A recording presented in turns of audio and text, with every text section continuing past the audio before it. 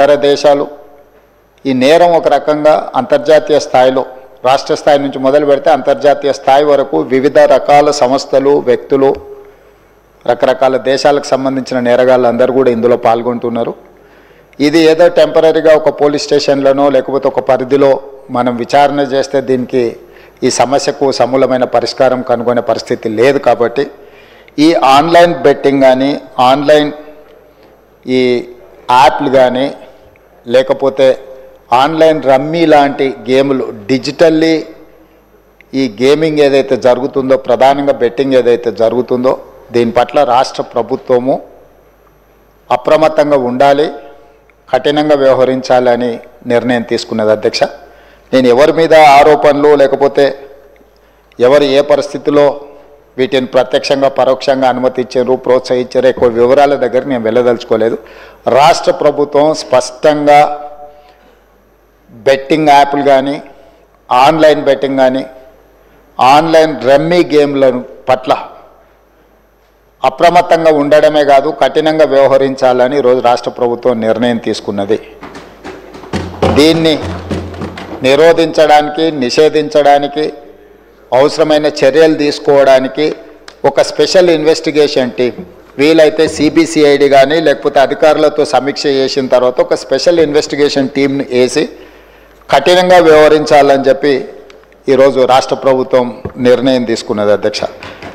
అదేవిధంగా గతంలో చేసిన చట్టంలో దీంట్లో ప్రధానంగా 2 సంవత్సరాల కంటే మించి శిక్ష కూడా లేదు.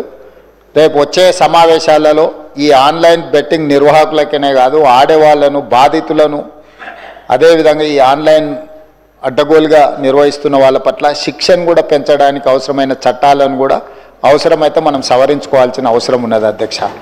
ఎందుకంటే శిక్ష కఠినంగా ఉంటుంది ఎక్కువ కాలం ఉంటుంది అని ఎప్పుడైతే తెలుస్తుందో నేరం అనేది తగ్గుతుంది. కాబట్టి దీనికి సంబంధించి పూర్తి స్థాయిలో ప్రభుత్వం చర్యలు తీసుకోవాలని అదేవిధంగా గుట్కా ఇట్లాంటివి కూడా నిషేధిత పదార్థాలను కూడా ఈరోజు మార్కెట్లో బాగా సరఫరా జరుగుతున్నట్టు మా దృష్టికి వచ్చింది అధ్యక్ష.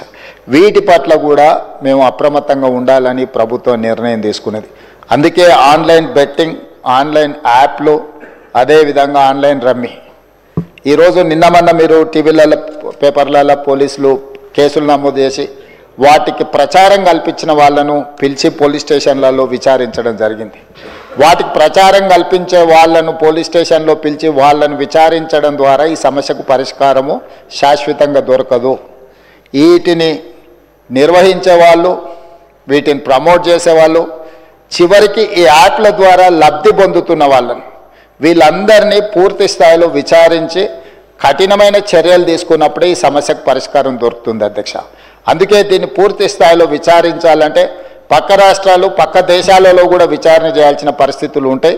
అందుకే పూర్తి స్థాయిలో అన్ని అధికారాలు కట్టబెట్టే విధంగా ఒక స్పెషల్ ఇన్వెస్టిగేషన్ టీం ఏర్పాటు చేసి ఈ రాష్ట్ర ప్రభుత్వం వాళ్ళ మీద పూర్తి స్థాయిలో చర్యలు తీసుకోవాలని నిర్ణయం తీసుకున్నారు. తమ ద్వారా ఈ సభకు సభ్యులందరికీ తెలంగాణ సమాజానికి ఒక స్పష్టమైన ప్రభుత్వ విధానాన్ని మేము పంపించదలుచుకున్నాము.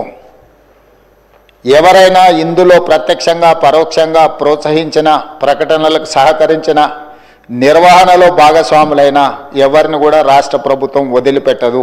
ఈ రాష్ట్రంలో ఖచ్చితంగా ఇలాంటి సైబర్ నేరాల పట్ల కఠినంగా మేము వ్యవహరించడం జరుగుతుంది.